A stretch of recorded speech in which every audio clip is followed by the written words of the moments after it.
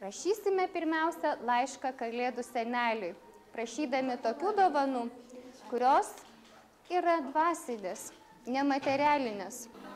Šioje Panevėžio Vyturio vidurinės mokyklos klasėje vyksta pamoka, kurios metu mokiniai gali būti savimi. Susėdę grupelėmis jie garsiai mąsto, kūrybiškai veikia, o svarbiausia, nebijo klysti, atvirai reikšti savo minčių. Svarbiausias tikslas yra išmokyti vaikus veikti savarankiškai ir spręsti problemas tuo laiku, pasitariant su draugais, nebijoti paprašyti pagalbos. Ir mokymo priemonės tam gali būti pačios įvairiausios. Į ES struktūrinių fondų finansuojamo projekto pagrindinio ugdymo pirmojo koncentro 5–8 klasių mokinių esminių kompetencijų ugdymas komanda 10 šalies mokyklų susibūrė po 3 gamtos mokslų, po 2 lietuvių kalbos mokytojus ir 1 iš mokyklos vadovų. Šioje pamokoje mokiniai Kalėdų seneliui rašo laišką, kurio tema "Jei pagalvojai, tai taip ir gali atsitikti". Jie patys nusprendžia, ką iš tikrųjų tame laiške rašys. Labai svarbu, kad dalykinis laiškas žmogui, kurio nepažįsti, vis dėlto prasidėtų nuo susipažinimo, kad prisistatytume, kas mes tokie esame, ko mes norime.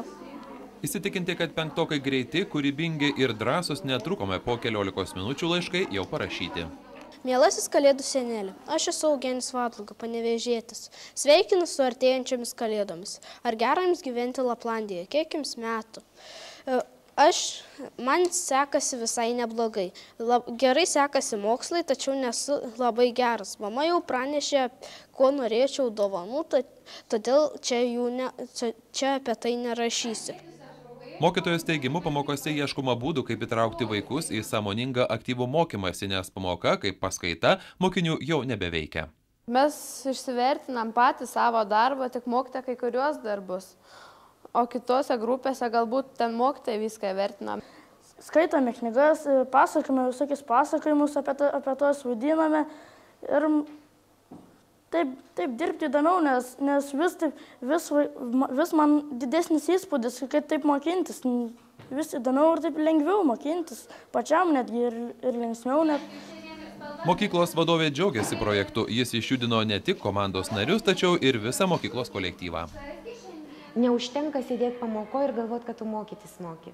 Neužtenka sėdėti grupėje ir galvoti, kad tu bendradarbiauti moki. Neužtenka apskritai daug dalykų mokytis ir galvoti, kad tu pažįsti jau save, moki komunikuoti, moki bendrauti ir bendradarbiauti. Šitų dalykų mokytojai turi mokėti mokyti, o kad vaikas mokėtų jų išmokti.